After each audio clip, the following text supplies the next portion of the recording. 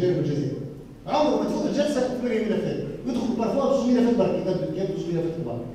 يوصلوا 180 و160 و200 ملف. يومين في يوم واحد في جلسه واحده من الفصل الثاني. لا يزي لوجيستيا ماديا فنيا الامكانيات معناها لا تسمح، والامكانيات مرهقه القضاء، لانه هذه مساله عداله، هذه مساله معناها اعطاء الحقوق لاصحابها واعطاء حق المجتمع فيما يتعلق بالجرائم.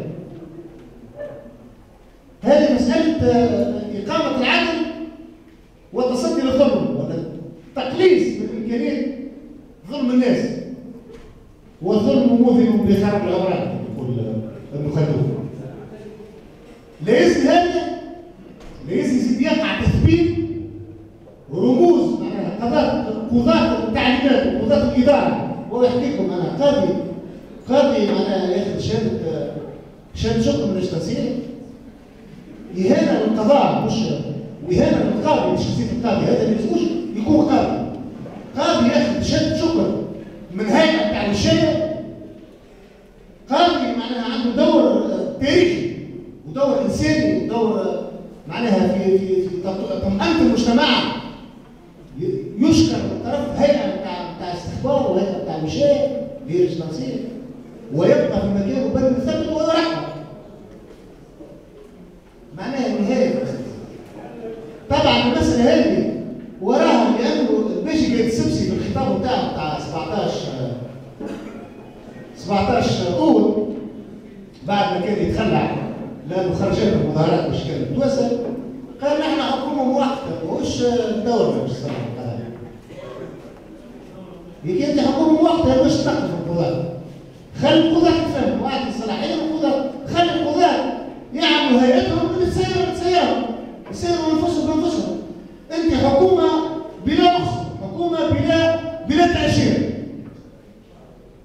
القضاء عنده تاشيره من المجتمع. هذه سلطه قائمه الذات، سلطه موضوعيه، ماهيش في حاجه لاذن من اي كان باش تعمل، بل بالعكس. لهذا الاعتبار ان السلطات الدستوريه المفترض ان تكون موجوده غير موجوده. لا ثم سلطه تشريعيه، لا ثم سلطه بتاع رقابه، والحكومه السلطه التنفيذيه حكومه لا شرعيه لا قانونيه بلا تاشيره. فانه من المفترض ان المجتمع التونسي في حاجه الى سلطه قانونيه قادره انها تراقب، قادره انها تخلق التوازن مع السلطه السياسيه القادمه. لهذا السبب فانهم يخشون ذلك. يخافوا من انه تعطى الاستقلاليه القضائيه لانه ستفتح مش حل بالمحاسبه. ولا فهم وراء القصبه فيه، وللاسف الشديد معناها لانه ثم ضعف سياسي كبير وثم تخلف سياسي كبير لدى جمهرة الأحزاب اللي تكونت بعد الثورة. فهموا بقايا النظام، فهموا اللي الحراك راهو متواصل ومتصاعد والثورة راهي مستمرة ومش تتوسع. لأنه فعليا نحن أسقطنا بن علي بثلاثة شعب التونسي بثلاثة البلاد.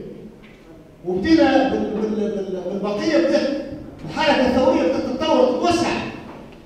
في القصبة واحد وسقط حكومة الغنوشي الأولى، القصبة اثنين وسقط حكومة الغنوشي الثانية، وهذا وقت تفاعل المطلب بتاع اسقاط حكومة الغنوشي والذهاب إلى تأسيس طريقة العمل بالدستور. استجابت الجماهير. مئات الآلاف ولا عشرات الآلاف اللي هبطوا للقصبة اثنين باش تهبط حكومة الغنوشي. اللي قالوا الناس اللي رفضت شعار ما كانش عندها بديل ورؤية. لأنه اللي طيحوا الغنوشي ما طيحوش حكومة الغنوشي. نفس الحكومة بتاع محمد الغنوشي بالوزراء، بل بالعكس شويه وزراء اللي فيهم الضوء. وزاره الصحه حابه تتصلح، وهذا في قطاع الصحه معناها الفساد ضارب بشكل خيالي، حابه تتصلح نحوها. وزير التجهيز كيف جابوا وزير من كشكول تجمعي وخادم عند بن علي. وزير الداخليه طبعا معناها معروف وزير كان يخدم في وزاره الداخليه في عهد الوزير رجب، وكان احد خدم الطرابلسي وزير الداخليه الحالي بالتونسي. اما في اطار اعاده تنظيم السلطه ومحاصصه السلطه حسب مراكز القوى والنفوذ الجديده اللي حاولت انها تتشكل بعد الثوره. لانه واقعيا مركز النفوذ الرئيسي والاقوى مازال موجود، هو الشارع وهي الجماهير. وسيرون بعد العيد وبعد العوده المدرسيه والجماعيه باش يشوفوا العجب والوجه. ما يعرفوش، هم ما حبوش يتعبوا. ما حبوش يتعبوا، ما يعرفوش السيد اللي كانوا يخافوا منه وكانوا معناها متخبين في الجحور اللي هو بن علي، وكان يؤدبهم جميعا ولا يمكن ان يواجهوه باي شكل من الاشكال. وليش توا الثوره عملتها في المقدرات؟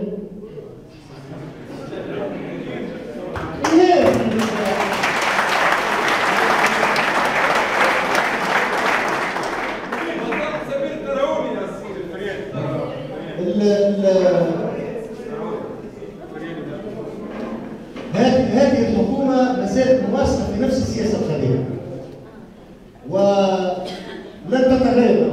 انا اعتقادي الخاص لن تتغير، ونحن نعتبر انه حركه العداله، الحلقه هذه حلقه المنظومه القضائيه القديمه تعبر عليها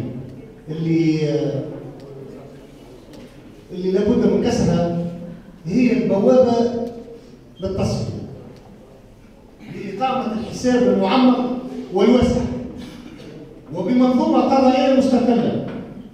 ما نجموش راهو نحكموا المنظومة هذه بدون أن نشاركوا المجتمع. راهو هذايا المسألة هذه، الحق في العدالة معناها أقوى من الحق في الخبز، لأنه نهار آخر يفكوا لك خبزك وما تلقاش شكون تشكي، ما تلقاش شكون يحميك حقك في الحياة، لأن القضاء هو حامل حقوق وحامل حريات. إذا كان نحن ما نحولوش المطلب هذا إلى مطلب شعبي، ماهوش مطلب نخبة، هذا مطلب شعبي. حقنا في التقديم، حقنا في التعليم، حقنا في قضاء يعطينا حقوقنا ويحمينا من تعسف السلطة الأخرى ومن الظلم. يعني القضاة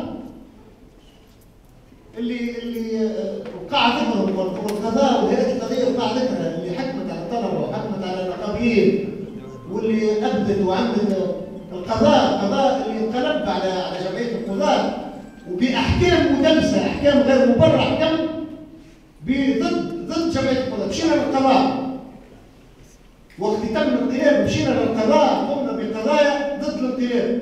فالدعوة إلى الجلسة العامة مشينا عملنا قضية استعجالية في إبطال الدعوة وتم رفضها. يعني القضاء الذي يعمل بتعليماته بالتليفون. الشعب التونسي القضاء هذايا لا يمكن ان يكون قضاء ثوره. هذا قضاء ثوره مضاده، لانه اليوم ما احناش في حاله عاديه، ما احناش في حاله سلم.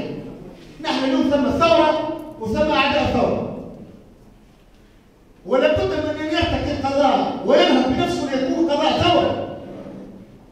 ما ينجمش يكون في بقعه اخرى في مكان، لانه لازم نفهم ثم رساله مهمه جدا وتاريخيه ومساله يعني خياليه بالمقارنه مع الثورات اللي صارت في تاريخ الانسانيه كله.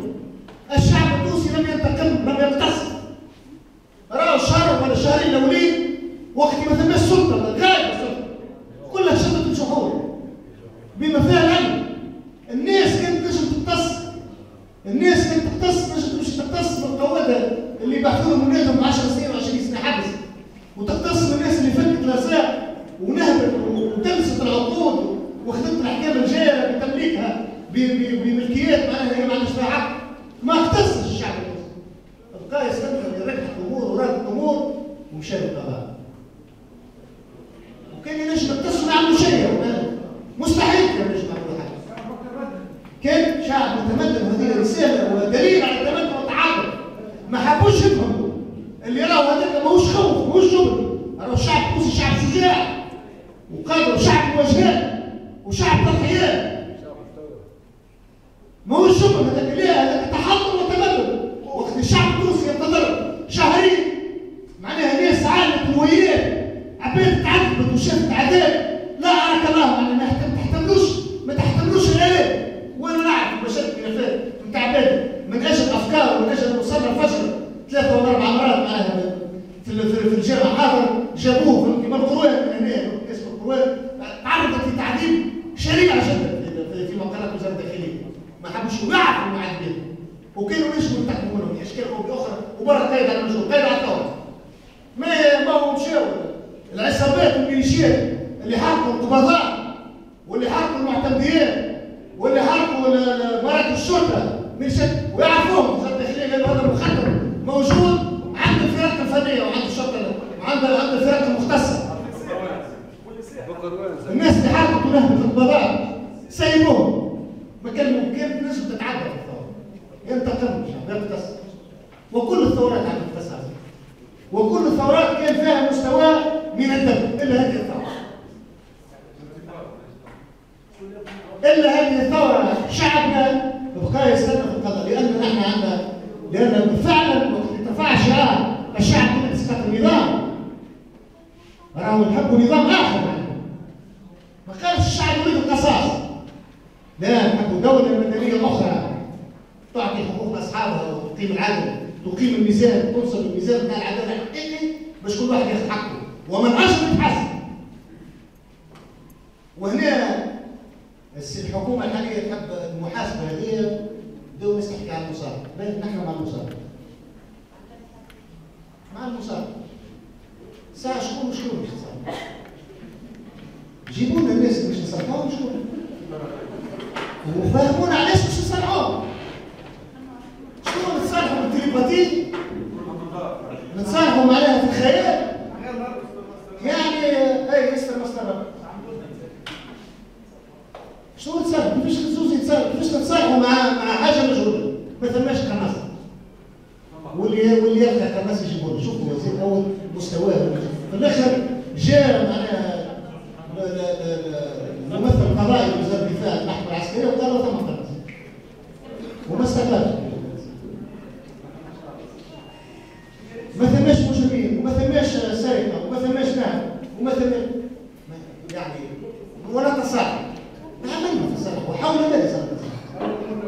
اذا كان ما ثماش هيئه قضائيه اذا كان مختصه بالمساله هذه علاش احنا قدمنا مشروع وفعنا الاصدقاء في جمعيه القضاه قدمنا لهم وصلنا بهم وناقشنا معهم مشروعات ونعتقد انه في تونس تم من الكفاءات القضائيه ذات الخبره والقدرات العاليه جدا اللي تنجم معناها تقيم جلد الحساب بدون حيف او ظلم.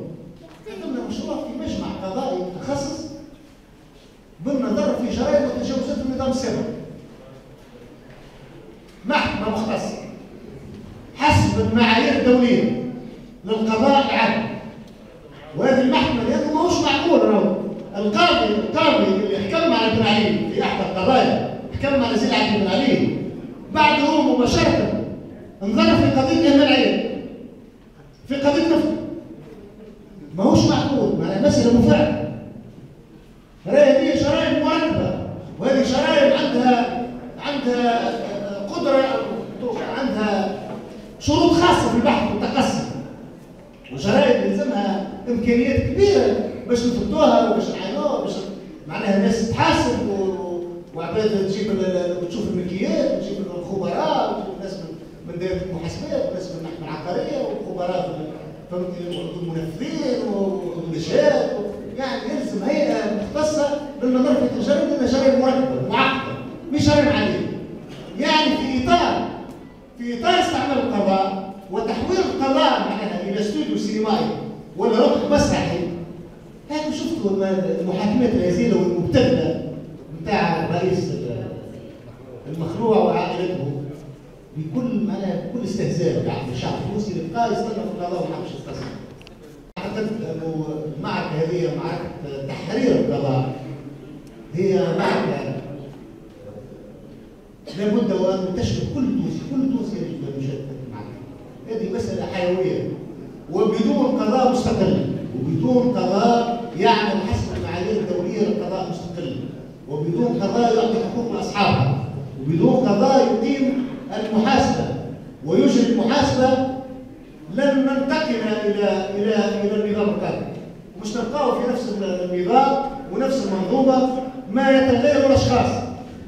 ثم مافيا صغيره تحضر في روحها تحب تشد مكان المافيا الكبيره اللي تم معناها خلعها. وهم تشوفوا التكالب على الانتخابات وهم تشوفوا الشركات الحزبيه اللي قاعده تحل الثوره اللي ما عندها حتى علاقه بالعمل السياسي ما عندها حتى علاقه بالثوره معناها تحب تعمل استثمار في انتخابات المجلس التأسيسي تعمل انفستيسمون لتحصل المرابح على حساب معناها طموحات هذا الشعب، وعلى حساب احلامه، وعلى حساب دماء شهدائه، وعلى حساب تضحيات المناضلين اللي ضحوا عشرات السنين في مواجهه هذا النظام.